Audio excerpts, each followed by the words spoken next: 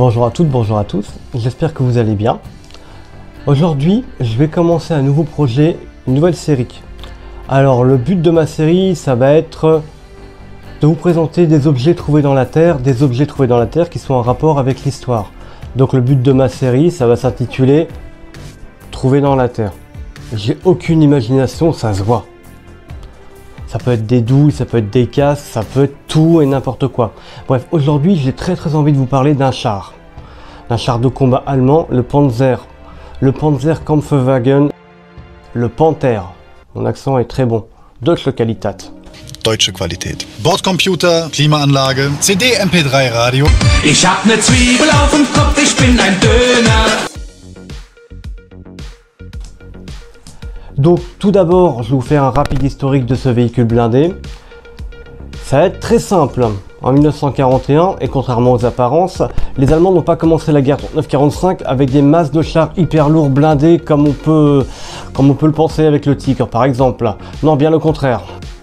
Tant et si bien que les Allemands, quand ils sont arrivés sur le front de l'Est en 1941 pour envahir la Russie, ils se retrouvaient face aux chars soviétiques KV-1 et T-34 qui eux étaient blindés avec un blindage incliné, une masse de blindage. Cette épée sur le blindage, c'est nickel, c'est parfait, ça résiste à tout. Et les Allemands ne s'en sont sortis que parce qu'ils avaient leur fameux canon 88 anti-aérien, donc contre-avion, et contre-char. Sinon, ils auraient été ratatinés. Les Allemands ont mis au point un char lourd, le char Tigre, pour contrer ces chars blindés soviétiques, les KV-1 et T-34, entre autres, parce qu'il n'y avait pas que cela. Il y avait aussi les KV-2, etc. Et ils ont également mis au point le char Panther. Donc les soviétiques avaient un char qui était très élaboré pour son époque et très moderne, et ça les Allemands, ils n'avaient pas fait attention avant de déclencher la guerre sur ce territoire.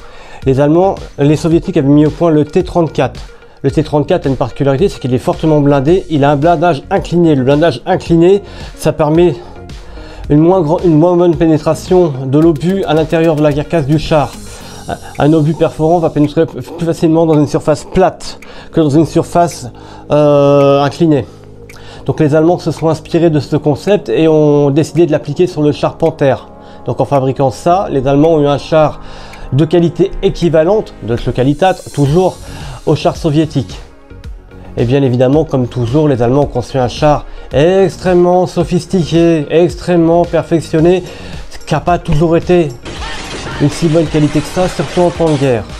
Donc les soviétiques avaient toujours des masses et des masses de T-34, mais au moment du lancement du Tigre et du Panther, les Allemands espéraient rééquilibrer les forces en présence pour que leurs chars soient un peu moins ratatinés par les chars soviétiques, voire que leurs chars soient supérieurs aux chars soviétiques et bien évidemment aux chars américains, aux chars anglais sur les autres champs de bataille, bien ça va de soi.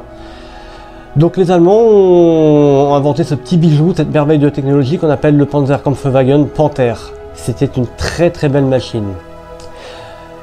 Bien évidemment, c'est un blindé que j'ai réalisé en modèle réduit à différentes échelles, mais suite à un dégât des eaux dû non pas au réchauffement climatique, mais à un connard de voisin et de sa machine à laver, mes maquettes sont mortes.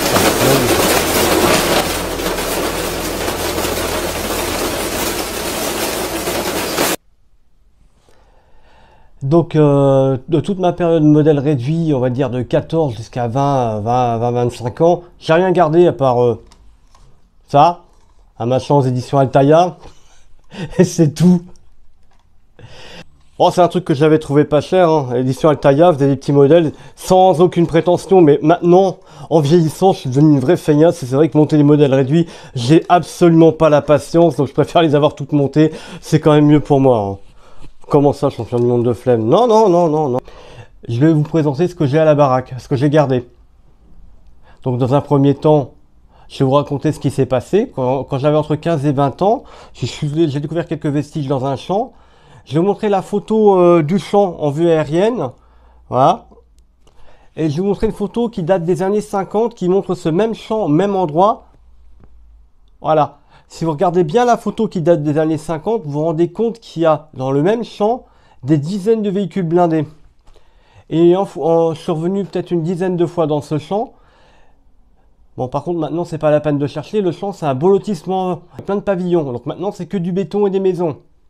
Donc, il n'y a plus rien à récupérer. Donc, j'ai bien fait de récupérer le petit peu que j'ai pu à l'époque. Donc, voilà. Donc je suis tombé sur des morceaux de tank. Je vous passe quelques photos en plus pour vous faire voir. Donc c'est des photos en argentique qui datent des années 90, 90-2000. Mais je vous montre quelques photos pour que vous vous rendiez compte à peu près. Donc dans ce champ, j'ai trouvé quelques éléments du Charpenter et que je vais vous présenter. Là comme ça sur table et vous allez voir que c'est assez particulier. Bien évidemment, j'ai tout identifié. Le fait d'aller dans des musées, ça aide vachement à être vraiment sûr. Attendez, je vous laisse 2 petites secondes. Ah, mince. Bon bah voilà. Ah, c'est vrai qu'une vidéo de Fafa, s'il n'y a pas de chat, hein, c'est que ça va pas. Hein. La mise au point est dégueulasse. Qu'est-ce qui se passe? Ah voilà.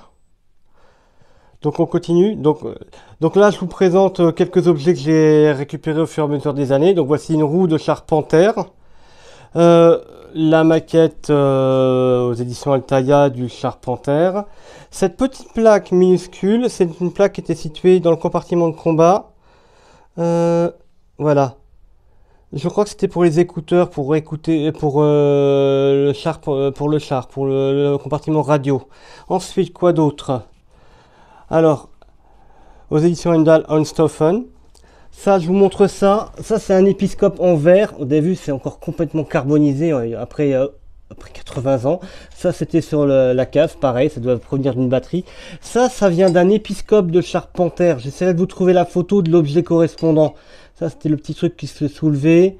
C'était, on mettait les épiscopes à l'intérieur. Donc celui-là, c'est pas ce modèle-là, mais à mon avis, ça devait être un truc qui ressemblait, je pense. Hein.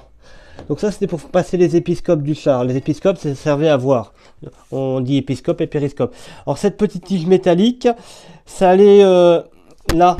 Donc ça, c'est un fragment de chenille, parce que de toute façon, je n'ai pas de chenille. Et j'ai pas de patin. Et ça se mettait là. Pour assurer la mobilité du tank. Vous avez vu? Donc les chenilles étaient des modèles imposants. Donc voilà les quelques petits objets concernant le Charpenter que j'ai gardé. J'en ai pas des tonnes, mais moi rien que la roue, les morceaux de chenilles, je suis content. Ça me va largement. Donc j'espère que cette petite visite guidée vous aura plu.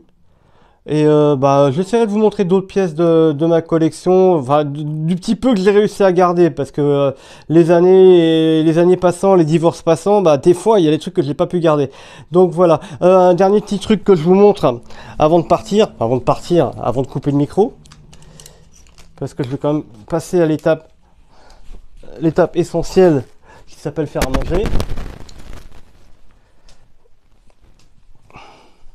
Dernière petite vision pour vous montrer. Vous avez vu la taille de la roue? La roue fait 50 kg, elle est monstrueuse. Bon, elle doit bien faire facile 1 mètre de haut, je pense. Voilà. Donc, je vous dis à bientôt pour de prochaines vidéos. Merci de m'avoir suivi, merci de me suivre, c'est quand même super sympa de votre part. J'essaie de vous montrer d'autres objets au fur et à mesure. Là, c'est vraiment un char que j'affectionne énormément. Et honnêtement, les chars actuels, ils n'ont pas grand-chose à envier à ce véhicule-là. Hein. Parce qu'il y avait un autre truc que ce char-là avait, c'est qu'il disposait de short zone, des protections contre les armes contre les charges creuses. Donc voilà, je vous remercie de m'avoir suivi. Je vous dis à bientôt.